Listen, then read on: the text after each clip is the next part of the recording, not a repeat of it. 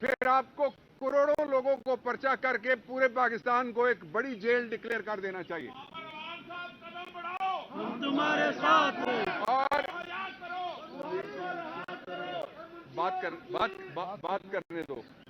दूसरा, हमारा मौक़िफ़ ये था कि आप फौरी तौर पे जो जस्टिस बाकर साहब की सुप्रीम कोर्ट की जजमेंट है कि मुल्जिम को अंदर रखना मकसूद नहीं होता।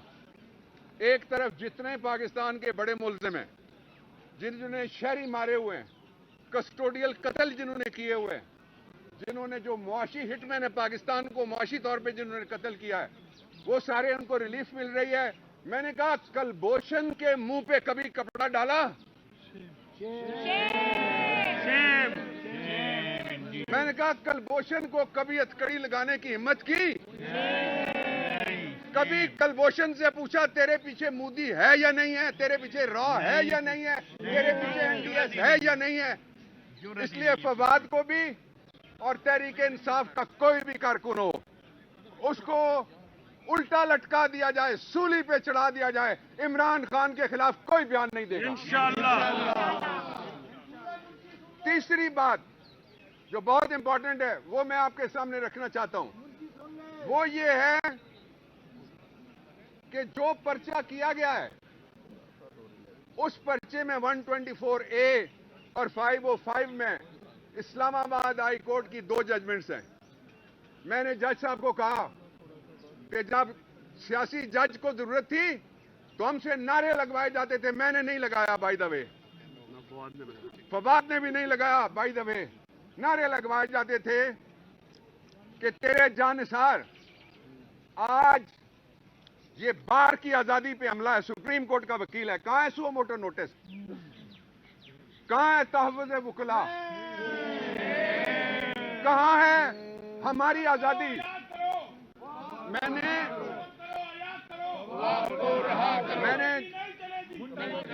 मैंने ये भी कहा,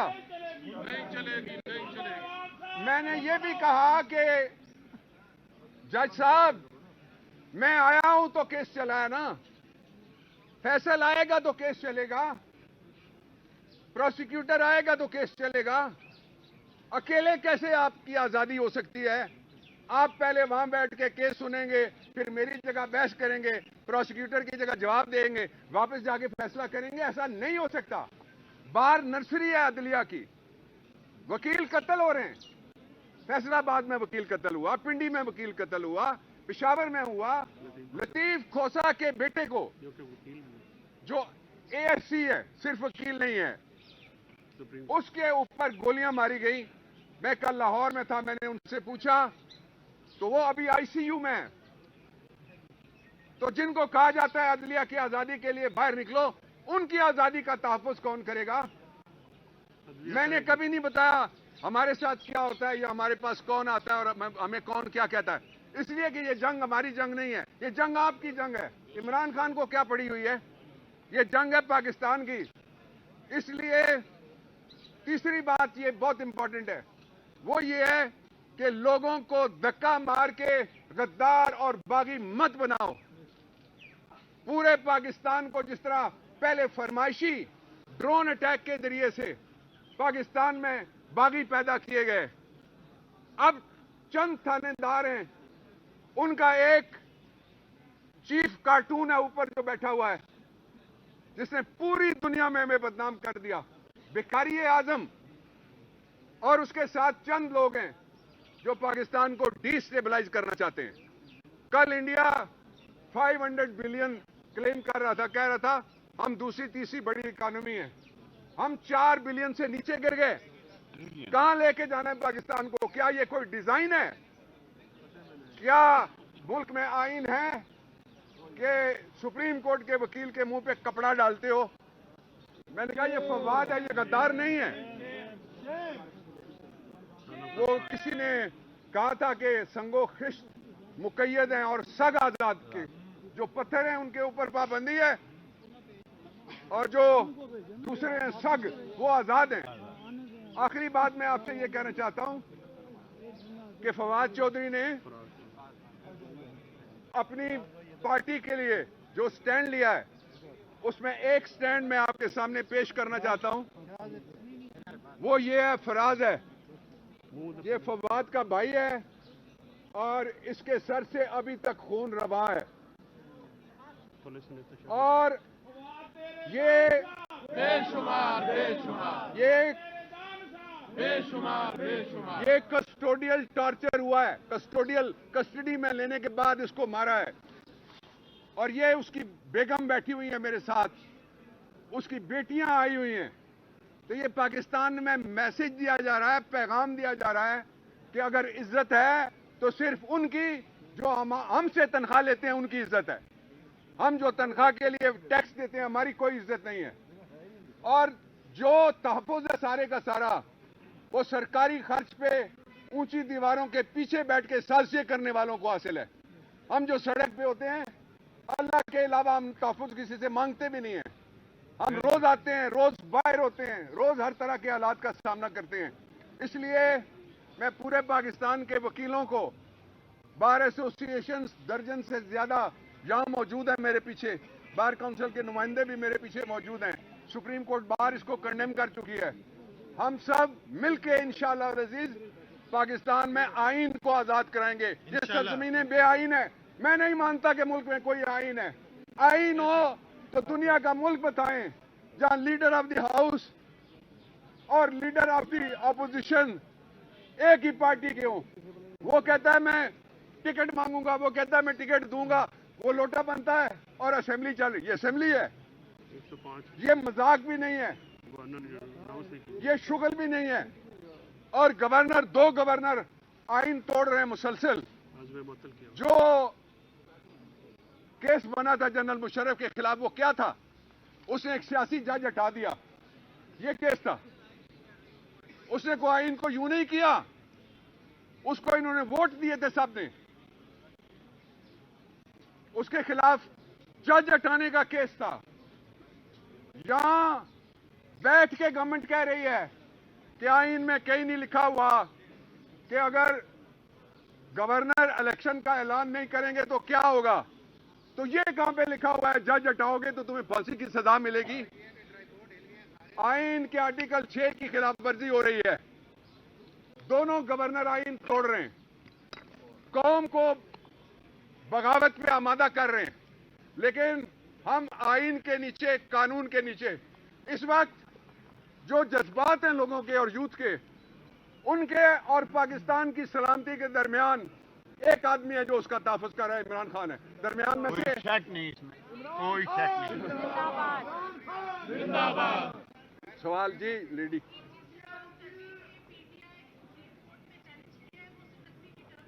जी आज का हो रहा है, कब ये? It is in the process. Challenge होगा प्रोसेस में।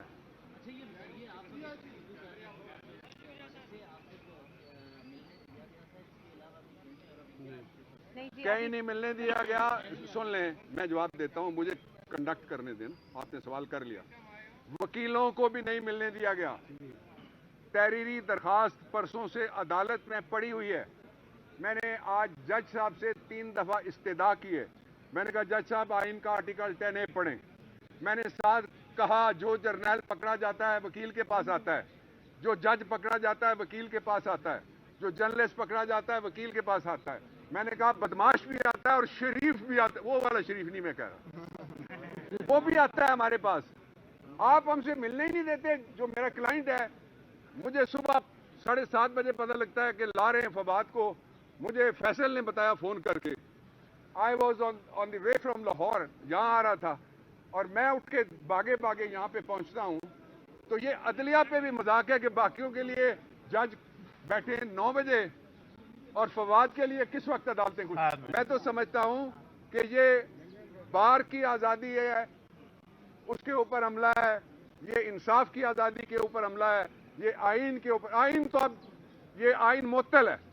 अगर है तो फिर तकरीर से एटमी रियासत को क्या खतरा हो सकता है? तकरीरें लंदन में बैठे हुए 2 जो मफरूर हैं उनसे खौफनाक कोई तकरीर कर सकता है? और हमने कहा क्या है? हम कहते हैं भाई तुम्हें पैसे देते हैं अरबों रुपए। अब जिस पार्टी के सीनियर वाइस प्रेसिडेंट के खिलाफ इलेक्शन कमीशन क्रिमिनल केस में मुद्दई बन गया है, वो इंसाफ कर सकता है? आप बताएं मुझे। वो पार्टी पहले ही बन गया है। पार्टी कहां बना है? सिविल दावे में नहीं। ऐसी एफआईआर कटवाई है जिसमें जो बगावत है, सेडिशन है और उसमें उम्र कैद है।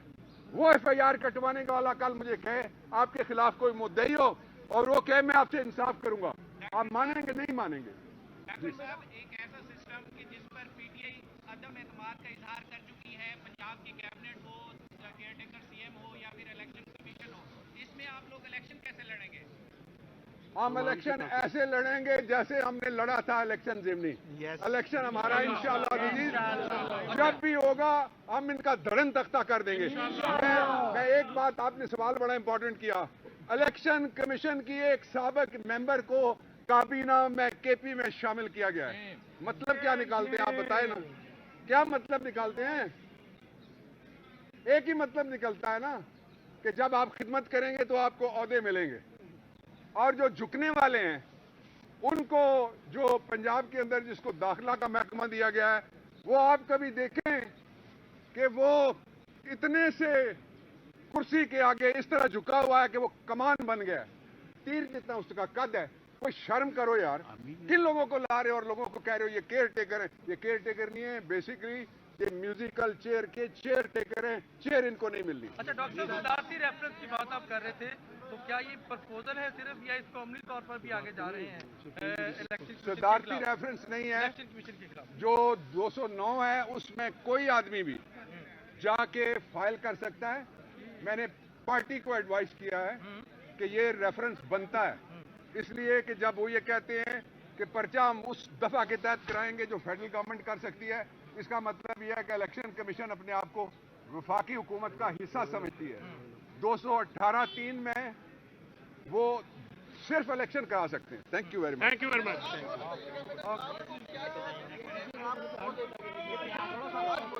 जी बताएं भाई एक मिनट होगी ये बात। बताएं पूछे। आप यूट्यूबर हैं?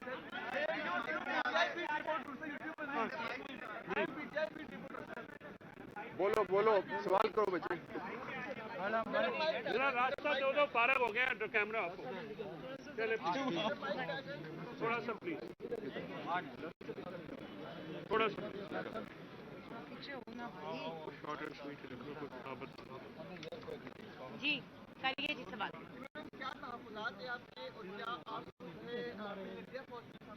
जी अभी कोर्ट में मुलाकात हुई है उनसे और जज साहब ने 10 से 15 मिनट का टाइम दिया था और हलचल थी। आपको पता है सारे कारकुन उधर थे, सारे वकला उधर थे, तो जितनी मुख्तसर बात हुई और उसके बाद उनको कहा गया कि हम उनको बख्शी खाना लेके जा रहे हैं, आप मिल सकती हैं वहाँ पे, लेकिन अभी मैं वहाँ से होके आई हूँ तो वो वहाँ पे है नहीं।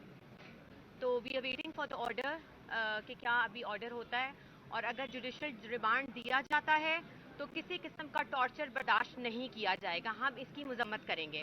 बाकी अभी तक कोई बात हुई है कुछ टॉर्चर की? पाँच चौधरी साहब की तरफ से देखिए दो चीजें हैं। टॉर्चर 3 किस्म का होता है जो लॉ में डिफाइंड है। एक होता है फिजिकल वायलेंस या ब्रूटलाइजेशन, किसी को चोटें मारी जाएं और उसको जख्म लगाए जाएं। दूसरा ये होता है कि उसकी रेपुटेशन पब्लिक में, एक पब्लिक ऑफिस होल्डर है, उसके मुंह पे मैंने कहा था कि संगोखिश मुकैयद है और साग आज़ाद। कलभूषण का मुंह पर्दे के बगैर है और फवाद का मुंह पर्दे के साथ किया जा रहा है। दूसरी जो बात है वो बहुत इंपॉर्टेंट है, वो ये है कि साइकोलॉजिकल टॉर्चर है। अदालती वकील से नहीं मिलने दिया जा रहा, बेगम से नहीं मिलने दिया जा रहा, बेटियों से नहीं मिलने दिया जा रहा। ये साइकोलॉजिकल टॉर्चर है। ये वर्स्ट टॉर्चर ये होता है। लेकिन इसके बावजूद फवाद जितना जिस्मानी तौर पे तगड़ा है उससे 3 गुना ज्यादा वो ज़हनी तौर पे तगड़ा है। ओके जी, थैंक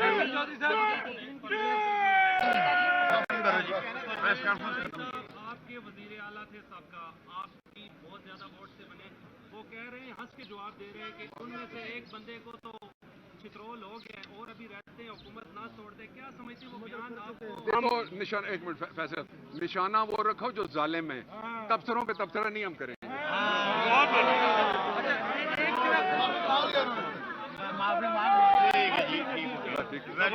एक बात मैं ऐड ऑन करना चाहूंगी जी, फिर दोबारा उनसे कपड़ा डालने की कोशिश की गई है, वो कोशिश सब कारकुनों ने नाकाम बनाई है। कपड़ा किसी किस्म का उनको नहीं उनके ऊपर डाला जाएगा। हैंडकफ भी खोलने चाहिए। He is not a terrorist, he is a lawyer of supreme court और senior vice president of biggest party in Pakistan and a former information minister of Pakistan.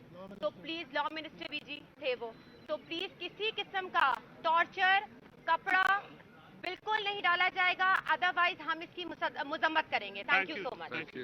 चले जी चले।